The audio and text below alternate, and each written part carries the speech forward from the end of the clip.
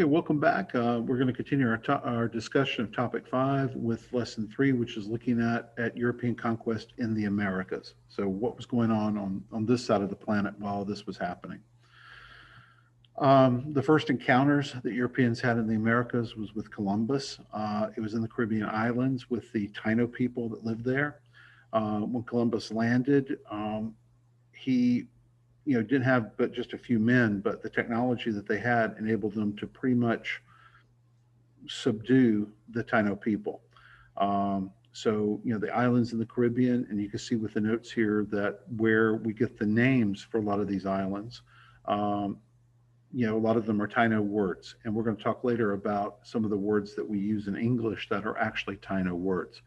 But what's really sad is that by the 1500s, many of these people were dead. Now, their Taino people did intermarry with others, and so in Puerto Rico and some other places in the Caribbean, people do have Taino ancestry, but the culture pretty much disappeared. So that was what was happened, in the Caribbean. Um, Most of the Caribbean eventually turned to sugarcane production. So, and the Native Americans died out, and they were replaced with African laborers. In Mexico, you have Hernan Cortez that landed there in 1519 to basically see what he could take over and conquer in Mexico. He encounters the Aztec Empire. He has 600 conquistadors, and a lot of times people just mention those guys. He didn't conquer the Aztec Empire with 600 conquistadors. He had 80,000 Tlaxcalans supporting him. Okay, the Tlaxcalans did not like the Aztecs, and so they allied with Cortez against them. He had a translator by the name of Malinche who spoke Maya, Aztec, and Spanish. So that was very fortuitous for him because he could definitely communicate and get ideas across. Um, Moctezuma, who was the emperor, was basically made a hostage, and he was seen as being too cooperative with the Spanish, so his own people killed him. They led an uprising against the Spanish, forced them out, but then the Spanish came back. They had more European soldiers, cannons, that sort of thing, and by 1521, they had taken over the Aztec Empire. And so Mexico then becomes part of New Spain. In Peru, Francisco Pizarro leads 300 conquistadors into the Andes Mountains. He is following up on the aftermath of a smallpox epidemic. Europeans, once they arrived in the New World, spread diseases and things like smallpox, measles.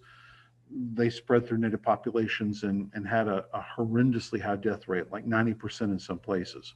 So they also were coming out of a civil war. So the Inca were really kind of in a poor position to bargain with the Spanish. Um, the emperor had just defeated and killed his brother in battle. And so there was a lot of ill will of one group of Inca to the other. And so Pizarro was able to kidnap Atahualpa, hold him hostage, demanded a ransom, and then after the ransom was paid, he had him executed.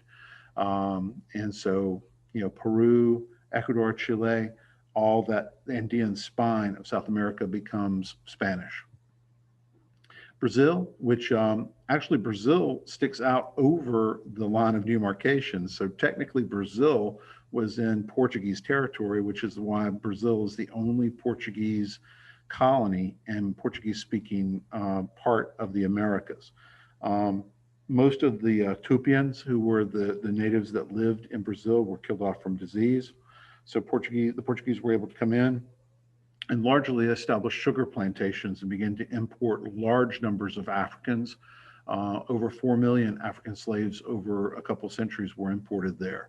By far, most African slaves were taken to either Brazil or to the Caribbean as slaves in the Americas. Um, Once the Spanish settled into the Americas, they began to develop a distinctive culture. It was very much one that was governed from Spain, from the king downwards. So the Spanish king appointed, governors, viceroys in Spanish colonies, and there was a council that met that particularly governed the Americas called the Council of the Indies. So everything was very closely controlled and monitored by the Spanish government. Economically, they were part of the mercantilist system, which meant that Spanish colonies existed solely for the benefit of Spain. And so what they were producing was to give Spain money, to give Spain access to gold and silver. So the colonies produced raw materials. The mother country, in turn, sold the finished goods back to the colonies and other people. So the main things that the Spanish world was exporting was gold, silver, and sugar. Um, they required a lot of labor for this. Initially, they turned to Native Americans. They created something called the encomienda system, where Native Americans were distributed to European landowners to work them and supposedly to protect them and Christianize them. It was such a brutal system that the Spanish eventually abandoned it because it was leading to the extinction of Native people in Mexico. And they began to turn towards African slavery for those types of things. You do see a blended society that begins to take shape here, very hierarchical, with the people born in Spain uh, governing the colonies. Then the children of Spanish born people that lived in the colonies were called Creoles. They could own land, but they really couldn't participate in the government. And then you see some mixed blood peoples being produced from the contact between Europeans, Native Americans, and Africans. Mixed European and Native American people were called mestizos. Mixed European and Africans were called mulattoes. And then, of course, at the bottom, you had African slaves and Native Americans. So it was a very structured, very hierarchical system. Everybody had their place, but and they had recognized rights, but there definitely were superiors and inferiors within this structure. Um, what's the impact of the colonial Spanish world? One thing is that this is what created global economics. We've been connected globally ever since this time period. So the world, through sea routes, through goods, through people, ideas, plants, animals, that begins to connect the entire world. The Spanish were responsible for that. Spain becomes incredibly wealthy in this time period.